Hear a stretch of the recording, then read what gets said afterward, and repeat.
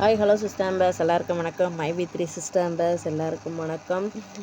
இன்றைக்கி வந்து உண்மையிலேயும் நல்ல நம்பிக்கையான ஒரு சேனல், நம்பிக்கையான நியூஸ் கொடுத்துருக்காங்கன்னு நான் சொல்லுவேன். அது இல்லாமல் எல்லாத்துக்குமே அது வந்து ரொம்ப சந்தோஷத்தையும் கொடுத்துருக்கோம்.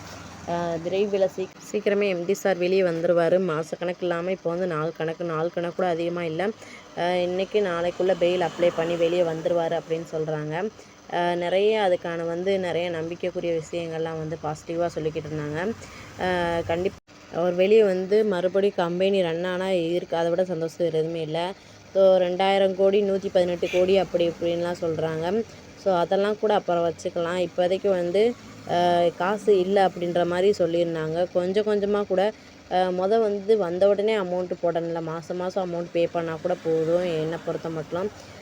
ஏன் அப்படின்னா வந்து உடனே காசு இல்லை அப்படின்ற பட்சத்துக்கு வந்து யாராக இருந்தாலுமே நம்பிக்கையோடு வெளியே வந்துட்டாருனா போதும் அப்படின்ற பட்சத்துக்கு வந்தவர்கிட்ட வந்து நம்ம வந்து தடாலடியாக வந்து யாரும் வந்து எக்ஸ்பெக்ட் பண்ண முடியாது.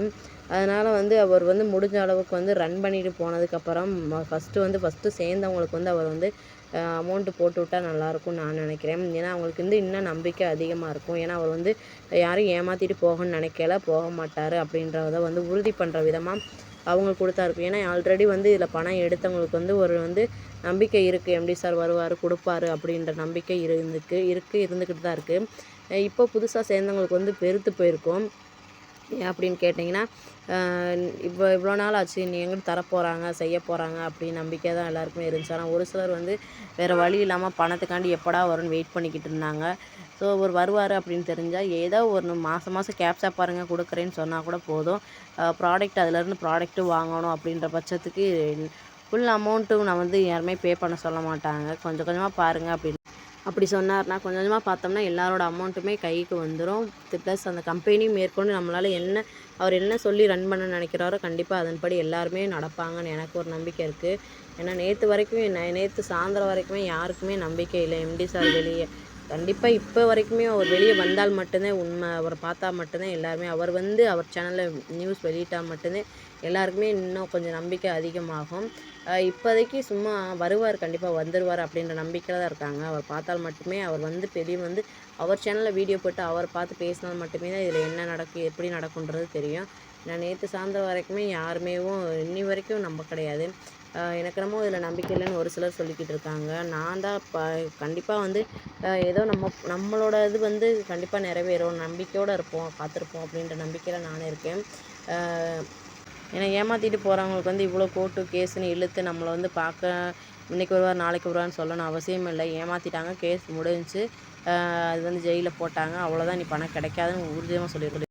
ஏன்னா யாருக்கும் நம்பிக்கை கொடுக்குற விதமாக இவ்வளோ தூரம் யாரும் பேச மாட்டாங்க, இறங்கி பேச மாட்டாங்க. இதில் உண்மை இருக்க போய் தான் இவ்வளோ தூரம் இறங்கி பேசுகிறாங்க. இல்லைன்னா வந்து அதை வந்து மூடி மறைக்க தான் பார்ப்பாங்களே தவிர இவ்வளோ தூரத்துக்கு கொண்டு போக மாட்டாங்க.